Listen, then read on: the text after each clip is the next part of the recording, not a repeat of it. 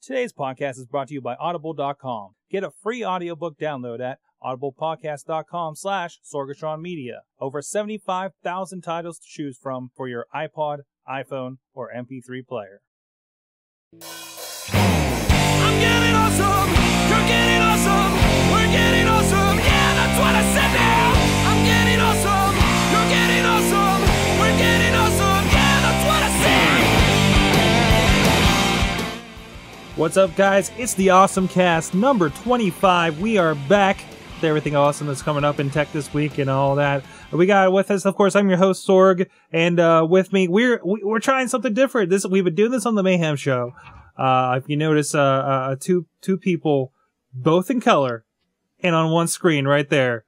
Of course, on the right is my usual co-host, Rob De La Creta. How you doing?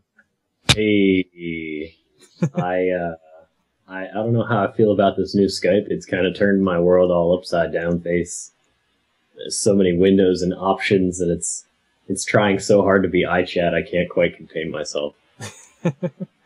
And right there on the left is Chachi returning to the show. How you doing this week, man? I'm alright. Thanks for having me back. He's so excited. I was beginning to think you guys forgot about me. No. Yeah, well, let's get right into it. We're having a lot of technical difficulties. I know there's a little bit of audio problems going on there. Again, I think Rob is on the Skype Beta 5 for Mac.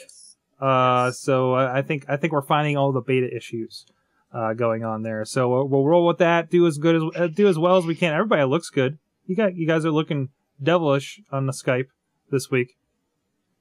I always look good on Skype mostly. And everybody's in color. It's all good. And then we can do other stuff with this thing. So let's get right into it. The first thing I have is Rock Melt, which is a new browser based on Chromium. Basically, it's going to be a new social media browser. There's a preview you can sign up for now. I looked a little bit into it. I know, Rob, you were just checking out the promo video they have on their website. What'd you think of it? Well, actually, I have it. Oh, you didn't get that far. No, I have it, not haven't. Oh, lucky bastard that got the preview. Okay. But the video gives a pretty good preview of what it is.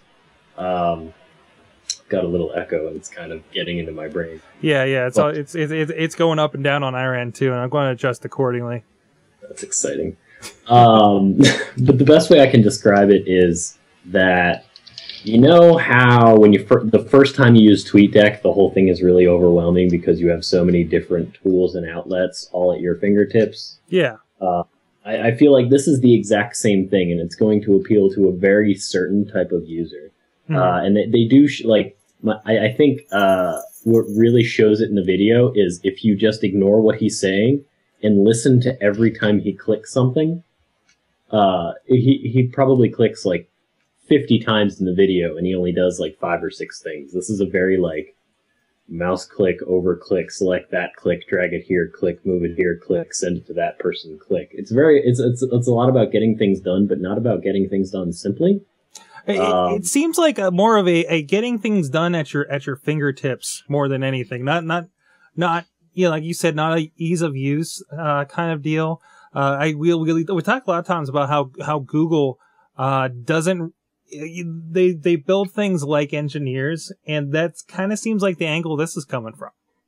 Yeah, sort of. I mean, it's very pretty. I'll give them that. But it's also like, okay, problem number 1. I don't use my Facebook account. Like, I do use my Facebook account a lot, but everybody who's online for Facebook, like, I don't use Facebook chat, first of all. I've never been a fan, mostly because I'm that guy that just forgets that Facebook has like this online chat thing, and in the middle of a conversation I'll close the tab and forget that I was even talking to anybody.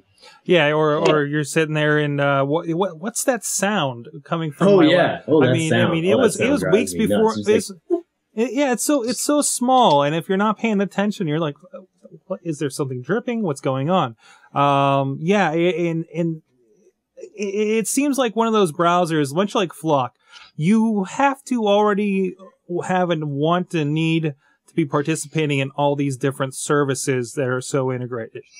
Yeah, and the other point that I've seen passed around is that Because basically, I mean, like you said, it's built on Chromium, open source Chrome, and essentially all it is, like really drill it down, is Chrome with extensions. Yeah. There is just about nothing you can do in RockMelt that you can't do by picking and choosing certain extensions. And Which if I want was... Twitter in Chrome, I can do that. If I want Facebook in Chrome, I can do that.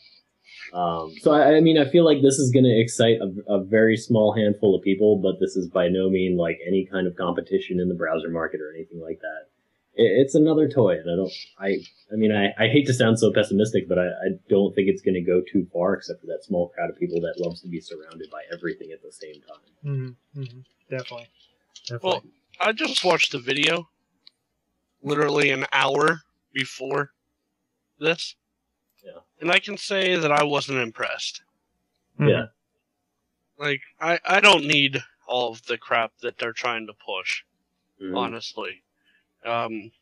It's also kind of like MotoBlur in that, like, the reason I hated MotoBlur was that it tried to give you all of your social media in one mouthful, and it just doesn't work that way.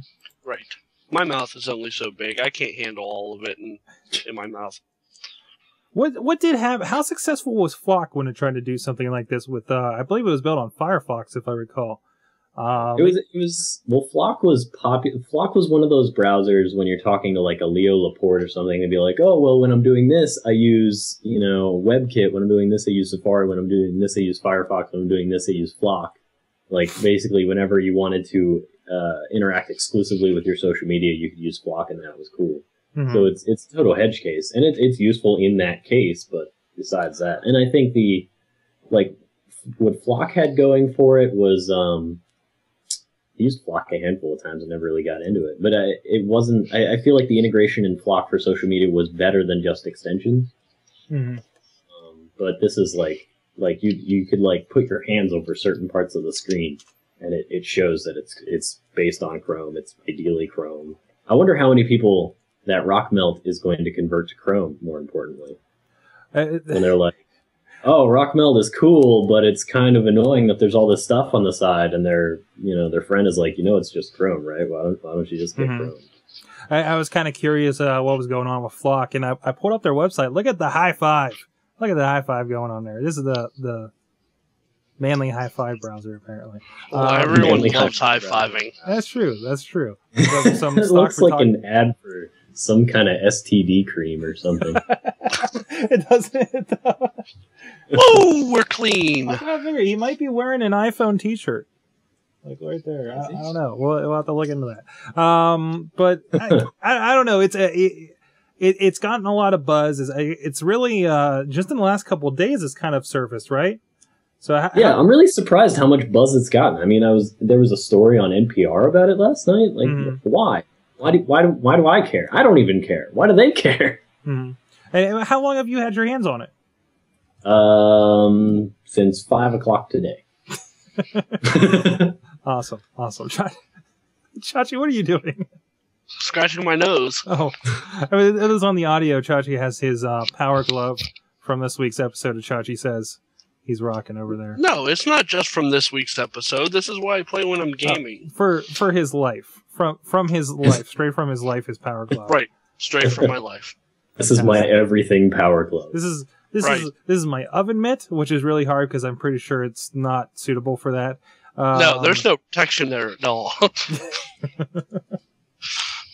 Excellent. Sorry, I didn't mean to distract you. You can go back to your RockMelt. Oh, you're not excited? I think Chachi's the gauge. He's not terribly excited about this either. So. Oh, also, I signed up for the preview, but... Yeah. The name, RockMelt? Really? RockMelt? I mean, the icon is cool. You got me there, but that's about it. And, RockMelt? Right. What are you getting at? RockMelt. Is it made of magma? I don't even... Yeah, they didn't even drop valves or anything like any other cool new company. Yeah, so that's the... I don't know. Another browser news, there's another one. Skyfire got released. I actually got it Wednesday, I think. Wednesday evening, I think I saw a tweet go out. Maybe it was by you, Rob. I can't recall. But downloaded it. It was a $3 browser. Been watching The Daily Show on my phone. It's been pretty cool, actually.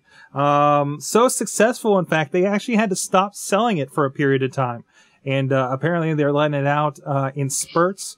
Not that it's they had any problem with Apple. Apparently, of course, how it's working is they get permission from these websites to basically take the Flash video from, say, dailyshow.com or spiketv.com, convert it on their servers, and push it out into their browser on your phone.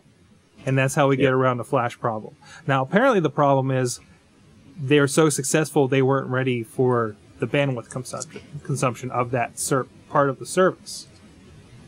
Yeah. And that audio's killer. Yeah, it's going all over the place. Thank you, Skype. Right, so I was poking around when it was released. I was poking. I didn't buy it because I honestly have no need for it. But I'm not.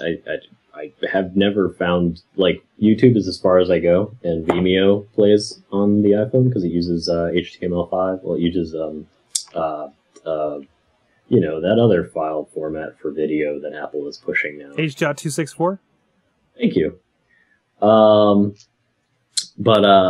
yeah, I was just like checking it out in the iTunes store, and I thought it was really funny that a lot of people were very angry that they thought that it was going to convert Flash websites into something that was viewable on the iPhone, even though if you look at the description of the app, it like very distinctly says this converts Flash video. And I think that's also why when this was announced, it was announced like main media, like nightly news in a lot of places. And I think it was because of like a misconception that this was going to, like, we talked about it last week, I think, how they were saying like, oh, Flash is available on the iPhone. Oh, Flash is not available on the iPhone. This thing that converts the video on a handful of websites. It's not even converting the video on all the websites because, like you said, they have to get permission. So there's actually a lot of angry people, including the complete morons who are complaining that the video on this application that was developed for the iPhone looks terrible when launched on the iPad and viewed at 2x. I think it's a part of the, let's say, part of the marketing, a part of the articles. I mean, go to think, most of the articles you saw last week was Flash finally coming to the iPhone. With, of course, it was explained within the article, usually, hopefully. But in this case, I don't, it's one of those things where I think the media kind of took it in a different direction. And of course, you know how sensational that people have been in regards to everything iPhone. So yeah. But hey, it works. It's here, and it's the first time I've seen that they've had to pull an app for its successfulness. Successfulness. Sure. So success. Excellent. Rob, what do you want to talk about next? Fire Sheep? Yeah. I think it's funny. We've got this kind of like awesome disjointedness thanks to Skype. Yeah. We're rolling with it. We have an idea what we want to talk about, but not necessarily in order. So, but Fire Sheep. So Fire Sheep, funny story. We talked about Fire Sheep last week, right? And so Friday, I spent most of my Friday in several coffee shops, and the first coffee shop I went to, their Wi-Fi was broken. And here's a PSA for you: if you run a coffee shop and your Wi-Fi is broken, put a sign in the window so I don't want to burn the place down after I bought a cup of coffee to be nice to you. So anyway, I went to another coffee shop, and a lot of people were coming in and coming out. I was like, oh, hey, time to try out Fire Sheep. And it's really hilarious how easy it is. How mind-bogglingly easy it was, to the point where I could watch somebody walk into the cafe, sit down, open up their laptop, and just like sit there and watch the Fire Sheep window, and I'd see a fresh Facebook logon pop up, and I could click it, and I have full access to everything in their profile. Yeah, it's I've sat there. I was home this weekend, and apparently my sister's house, they've actually opened up their Wi-Fi, so they don't have to worry about that dreaded password that Verizon gives you with their routers, which is kind of okay since they're out in the middle of nowhere. But it was a perfect opportunity for me to test this. So I sat there right next to my nephew. He was logged into Google and Facebook, which, as a 15-year-old, that can be very dangerous in its own right. And I was like, hey, look, here's your Facebook page over on my browser. And I showed him the thing, and I told him why he needs to be worried about it. and it was a great test. I tried it last week. There was nobody with a laptop in the coffee shop I was in Mount Lebanon. I tried it yesterday when I was in there, and it was a really eerie feeling because I saw Facebook come up. I didn't click on anything, didn't go to anybody's Facebook page. You know, I feel like that's kind of the line in testing this thing, unless it's somebody you know. And you saw the guy's picture there in the Facebook, and I looked over, and there's the guy at the table, and I'm like, this feels completely wrong and way too easy. And yeah, I've been very careful about my coffee shop use ever since, like logging into the home machines, if I want to touch any Facebook or anything. Yeah, and somebody, when I had posted some screenshots last Friday of what I was looking at, basically, I didn't like change anything or go to anything personal, but I was like curious how far it went to make sure that it was actually like, I mean, the technology is that it intercepts the cookies, so you should have full access to everything. And click around a little bit, like you can edit a profile, you can do everything you can do just like you were logged in. And so I posted a couple screenshots. And somebody had replied mentioning their SSL strip, which is something that's been around for a while. And he was like, oh, you think that's good? You should check out SSL strip. And the funny thing is that like SSL strip has been around for a little while. It's done by a guy with a great name, Moxie Marlinspike. That is awesome. Yeah, I think he presented this at Black Hat DC 2009.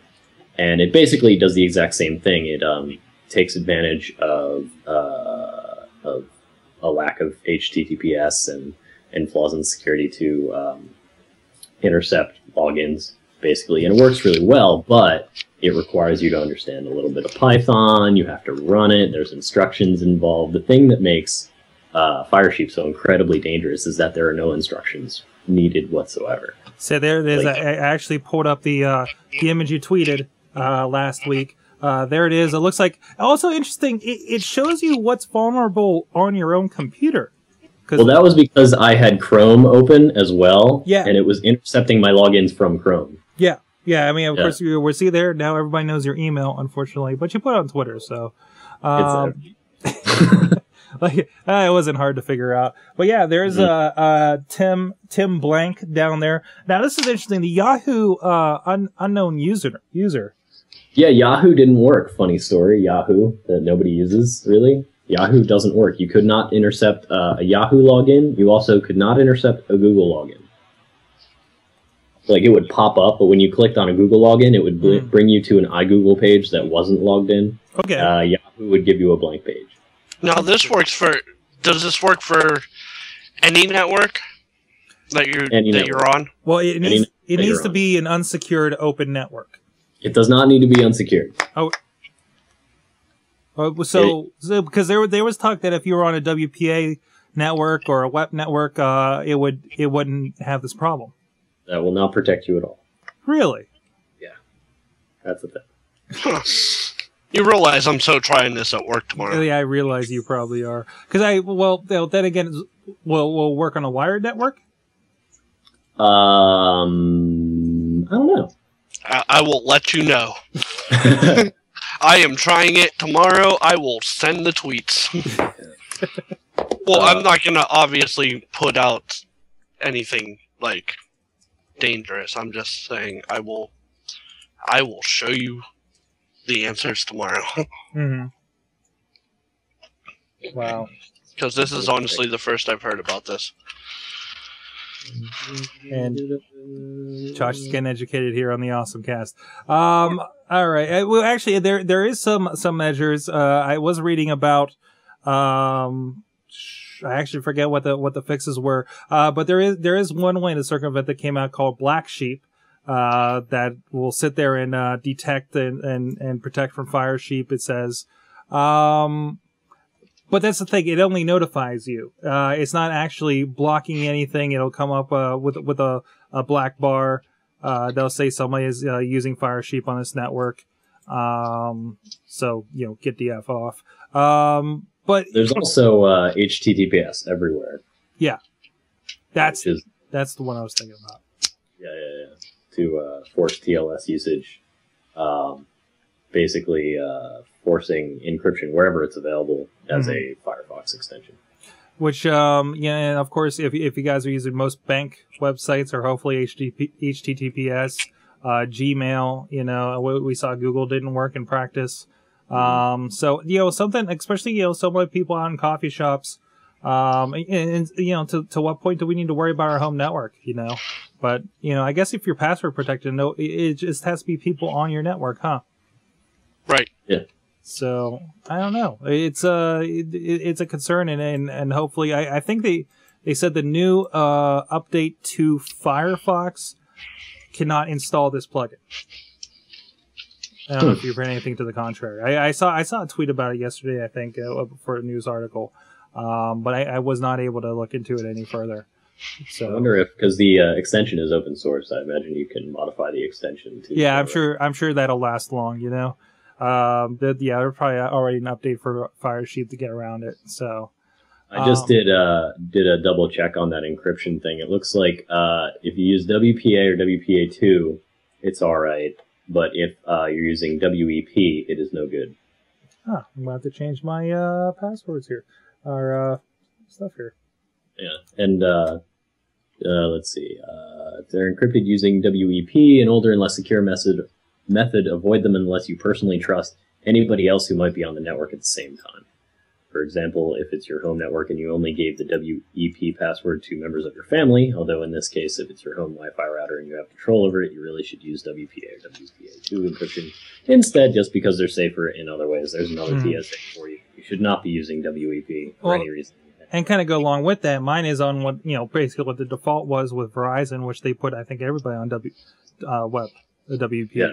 So, you know, something to look into to upgrade for your system. But we're lucky people have secured networks now, thanks to those routers being handed out with those kind of built in. So, if anybody is curious, I forget what it's called, but there's probably 3 or 4 software packages available that can crack a WEP key by an idiot in 30 seconds. Oh man. I'm actually It's discouraging, but not any kind of security. I'm actually going to try to install it here on this one.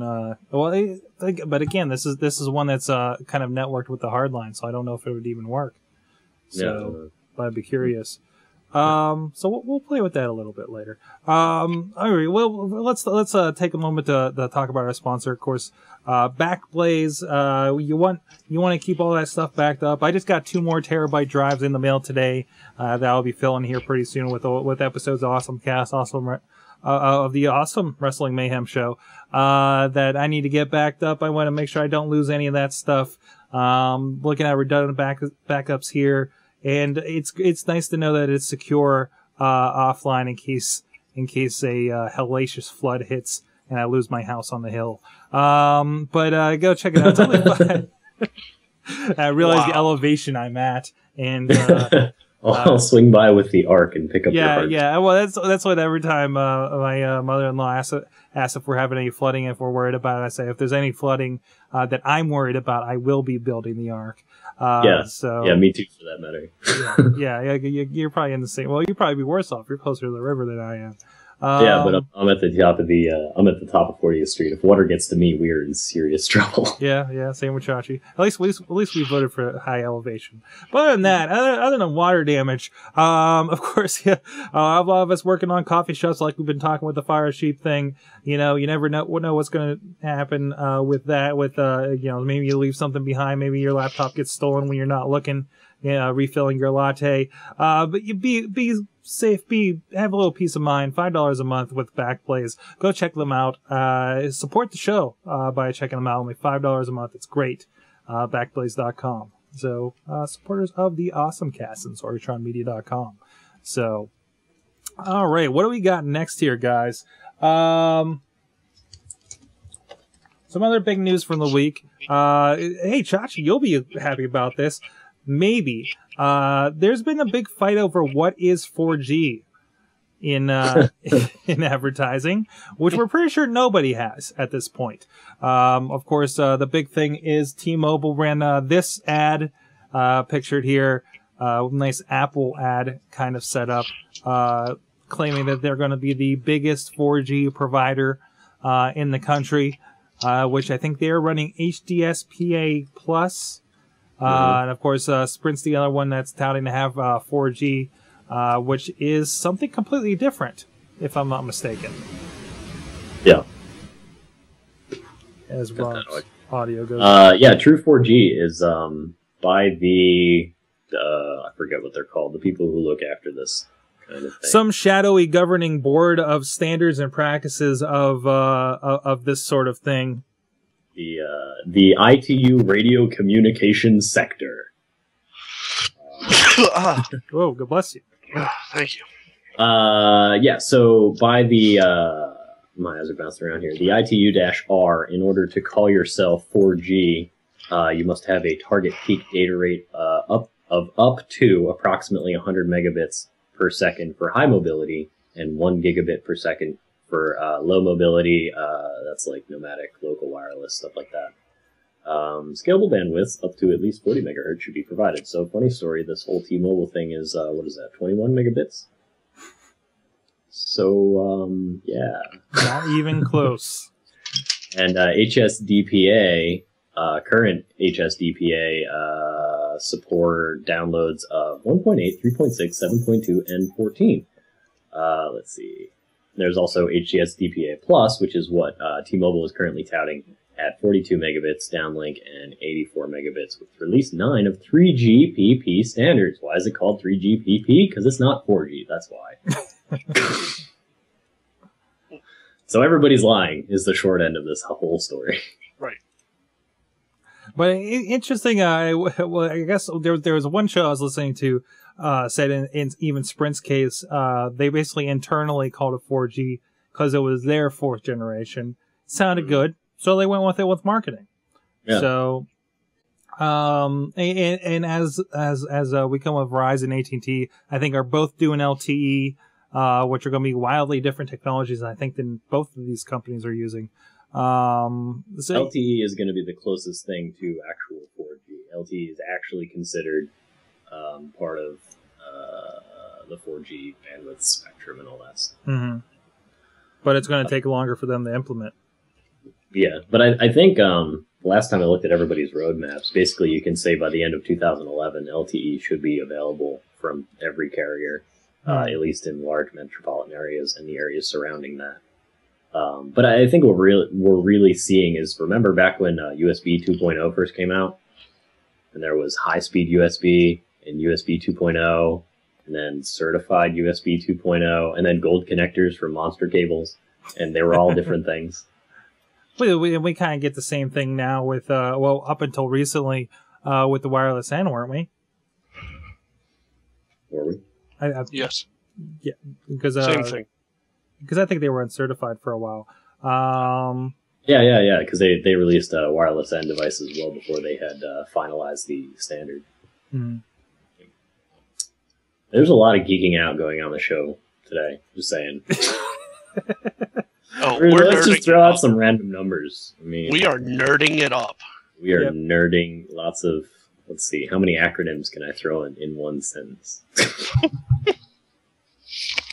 I think we should talk to Chachi. What's been getting your attention in the tech world this week? Oh, nothing. Nothing. It's been kind of a slow news week. It has. All these people are talking about Windows 7 and what? Oh, the Who's phone. Talking about Windows 7. Mobile Windows 7. Sorry. Yeah, the phone came out like today, didn't it? What's that? The phone came out today. Yes. Everyone's geeking out over mobile Windows 7 and Windows tablets that are all full of crap. And no, seriously. All right. It doesn't. I love Windows. All right. Wow. I use it. I support it. It's what I do. I don't know when's the last time I heard somebody say I love Windows. Yeah, that kind of. I think my brain stopped turning for a second. I mean, people use Windows. Sure. People do their work on Windows. People play games on Windows, but nobody loves Windows. I thought. I love Windows. Preach on. Tell us, convert us. But I'm not converting you. I want to hear. I'm talking to Rob, who's connected to us with a Mac, and I'm talking to you, who has a MacBook and a Mac Pro, No, I have an iMac. or an iMac, whatever. Whatever. It's a Mac. Whatever. It's a Mac. It's from Apple. Steve Jobs gave it to you. He said, "Here, use this. Buy it because of the Apple." Anyways, you were saying. Don't laugh at me. You know it's true. That shiny light up Apple on the back of all their products will make people buy it in a heartbeat. It's kind of cool. It will. It's not why I buy it, but it will. I saw a cat playing with it the other day. Actually, getting sidetracked. That's fine. That's fine. This whole episode has been kind of sidetracked. Oh, stop. Okay, getting sidetracked. I have to say, though, that I love all of the TV cover-ups, I guess you could call it. TV shows using what would be a Mac if they could pay the rights for it. Remember back in the day when Macs were the most popular computer on TV because they were cheaper? Right. Independence Day. That's what took down the spaceship. Yep. But it's such as an iCarly. All right. iCarly? On iCarly, they have. Are you a fan pairs. of the iCarly? No, I've just seen the intro to it. Okay. They have pears Oh, yeah. instead of apples. Yeah. And then, what was I watching last night? Something I was watching last night. It was just a big light up, basically globe on the back of the computer. I called it the iWorld, but I'm loving what the TV shows are doing with that. I'm a big fan of the Dell laptops with the Apple sticker. And there's Chachi's favorite show, iCarly, right there. For those curious, isn't that the thing they were saying that they ripped off iJustine for that show? Yeah. I don't know. No, I'm out of quite the way. follow the Nickelodeon as much as some people. Hey, Avatar's pretty cool until they did that movie. Come on. Well, yeah, I haven't seen it. Still, I'm seeing people use that Windows phone, and I need to get my hands on one, to kind of see what the deal is with it, because I don't really get the navigation. You just got was that Chach? If you take Windows 7 Mm-hmm.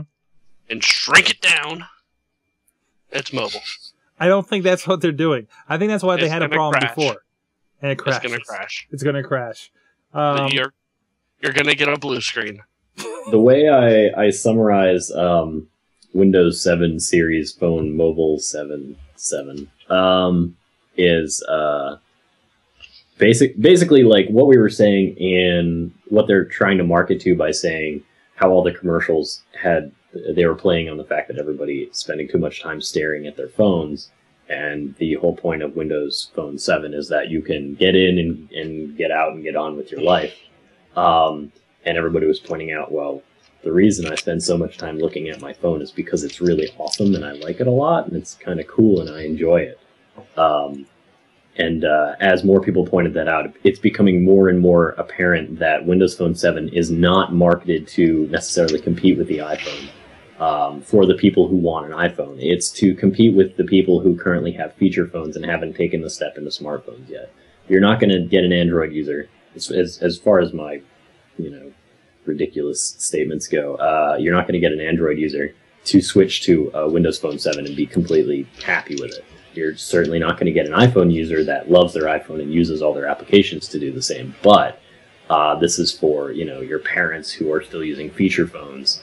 This is for people who don't care, who use their phone to make phone calls or, to check their email real fast or whatever. They're not the kind of person who, at, say, your lunch break at work, will just whip out their phone and play with it for 20 minutes.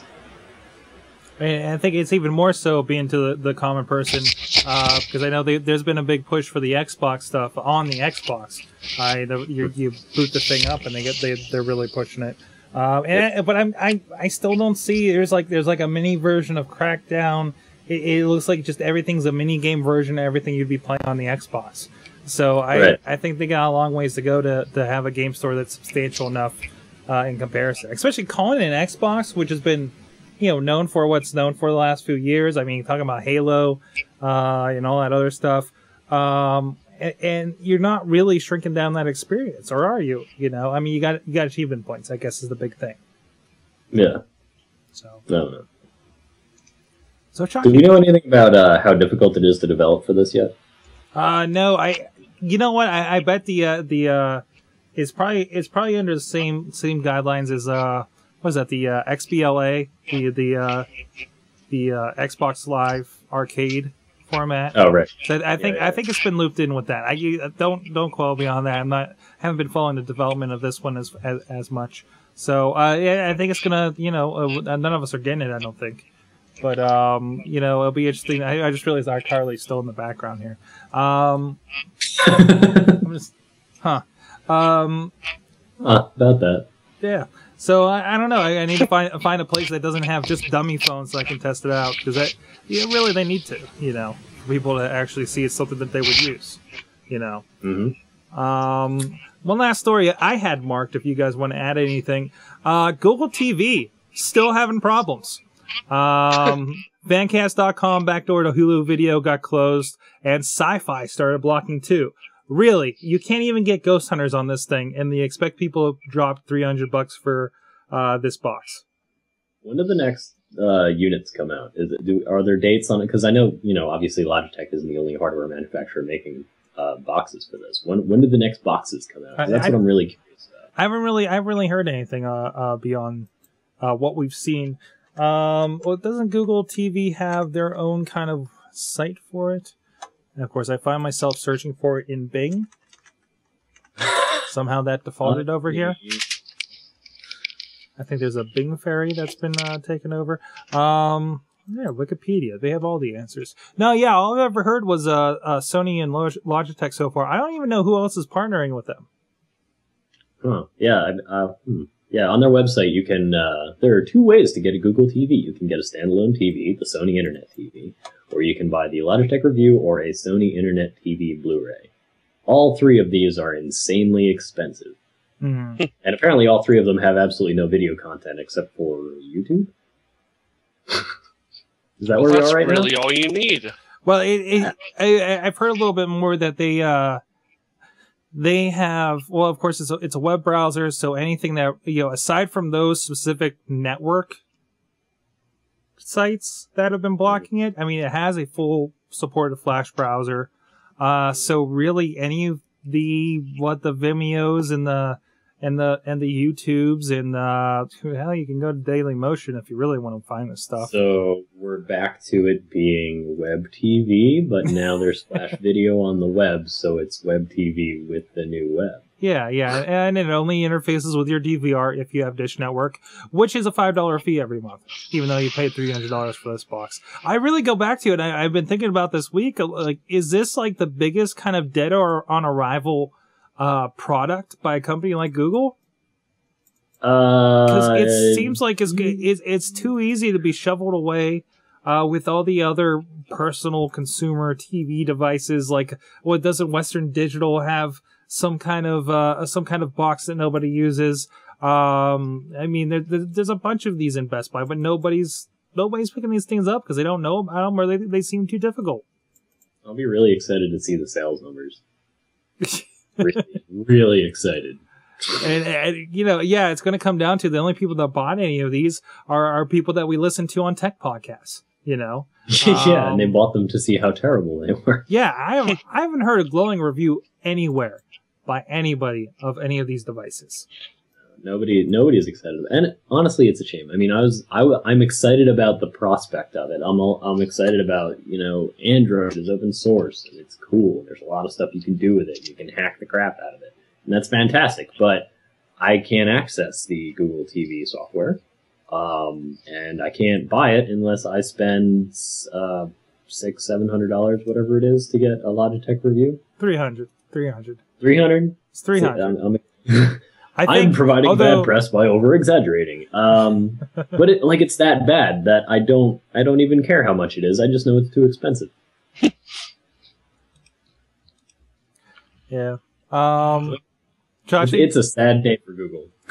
Yeah, and you know, of course, last week we all got our email about the Google Buzz lawsuit. Now this Wave got canceled, but those poor Australians out there. But hey, that data center in North Carolina. What's this like Black Ops data center in North Carolina? What? Well, That's my exciting Google S news, because that's actually an Apple data center that everybody's kind of scratching their head. It's like a multi-million-dollar data center. They bought out some old lady on her farm, I think,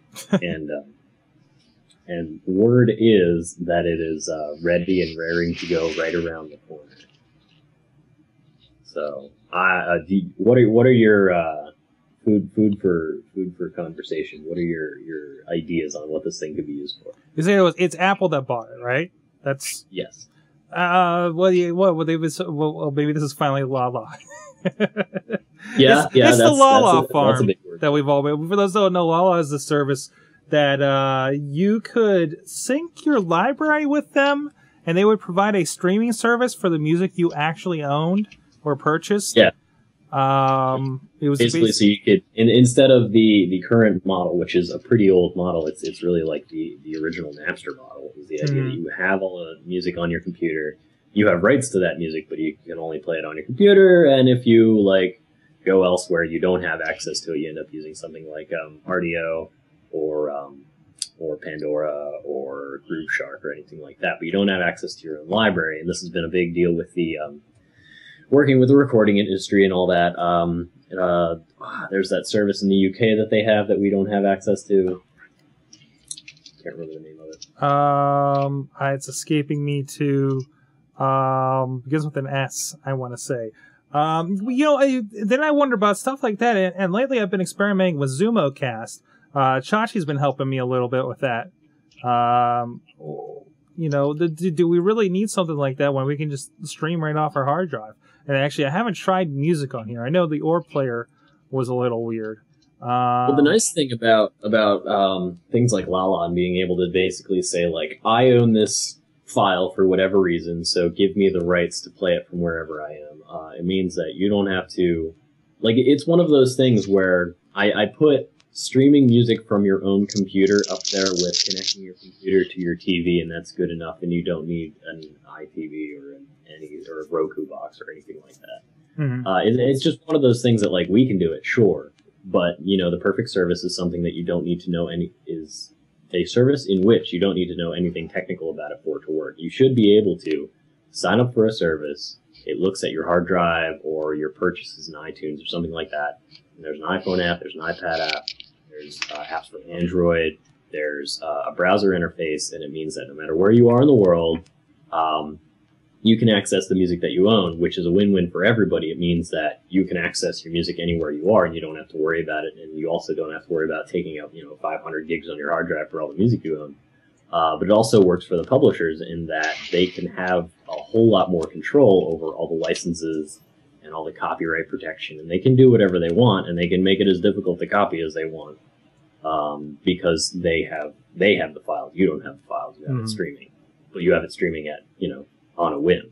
So just as much as I can open up iTunes right now and play any song I want, I should be able to log into an interface that says, yes, you bought the rights to this song, you own this song in some form or fashion. There you go. Kind of said. I mentioned the AwesomeCast. I've been playing with Orb. I think I've complained about Orb and them changing what their app was and how difficult they were. I was actually introduced to AwesomeCast because we were looking for a way. We had WMV previews at work, and it was needed to get on an iPad. And I've installed it to try it out. I don't think I touched a setting on my Mac. Downloaded a free app, and plus they have a website.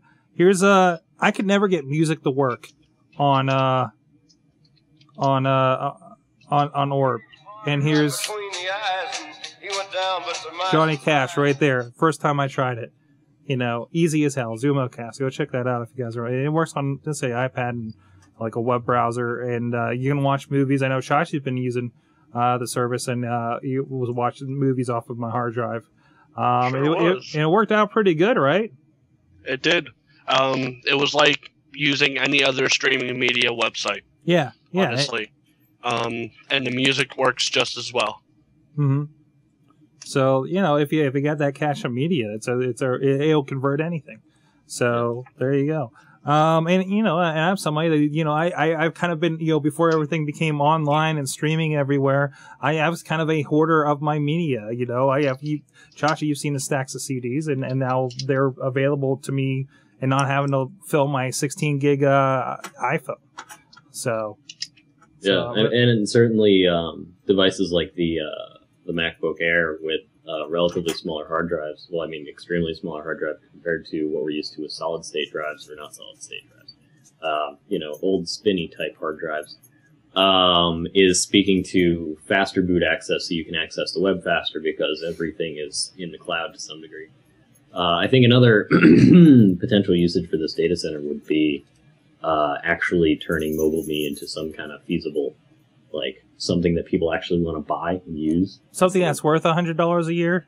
Yeah, something that's worth $100 a year. Like, for instance, because we can see that on the Mac, like with the Back to My Mac, or Back to the Mac event, they're pushing the desktop to be a little bit more like the iPad experience, and they're taking things from iOS and trying to push them to the desktop, basically learning their lessons and saying, you know what, this works really well.